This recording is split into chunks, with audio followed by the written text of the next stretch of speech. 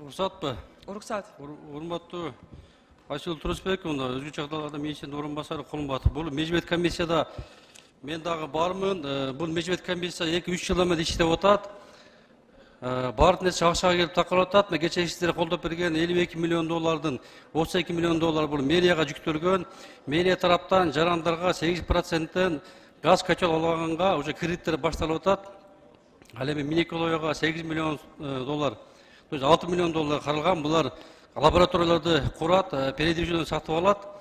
Бизге да каралган гидрометке. Бул ошол абанын сапатын изилдөө боюнча жаңы станцияларды курабыз. Ал эми 3 жылдан бери аткарылган иштер мына шаарыбызда почти 3000ге жакын бусик шаардан чыгып кетти.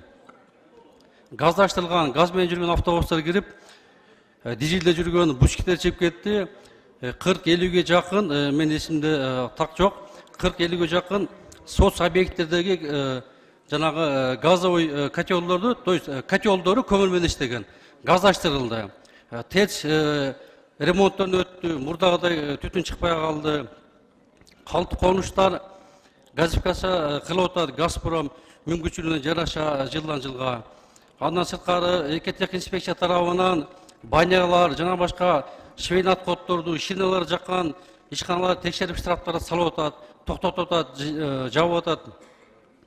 Эми маселе келип туруп, ошол калты конуштарда калды. Эми элдер чөнтөгүнө жараша ошол көмүрлөрдү жагат экен, кара кечеден алат экен, Казакстандыкын алат экен. 2-3 причина ошол ТЭЦтики калды азыраак. Анан машиналардыкы калды. Машиналардан чыккан ошо зыяндуу заттар. Анан калты конуштардын жаккан көмүрлөрү калды. Эми калты конуштарда биз баарына газ котел өкмөт бере албайт экен. Элдер чөнтөгүнө жараша жагып атат. Ал эми машиналарды, эски машиналарды биз тыюу салып чара киргизбей кое албайбыз да. Анан ТЭЦти толук газдаштыруу бул чоң акчаны талап кылат. Анан буга бюджет дагы жетпейт азырынча. Анан Газпромдун мүмкүнчүлүгү жетпейт экен. Газ менен камсыз кылууга ТЭЦти. Межбет комиссия 3 жылдан бери азайткан иштерди жасап, бирок адистер айтат, мына жылдан жылга ошол зыяндуу 3-4 заттын саны азайды. Элементар мында көк кара түтүн, мында немеге чыксаңыздар, Воронцовкага же болбосо Чоң Арга. Мурдагы жылга болуп аткан капкара түтүн жок Бишкектин үстүндө буюрса. Жылдан жылга азайып атат. Кечиресиз, сиз ушул бизде болгон жаңылыктарды окуп атасыздарбы, сүрөттөрдү көрүп атасыздарбы? Шаардын үстү капкара.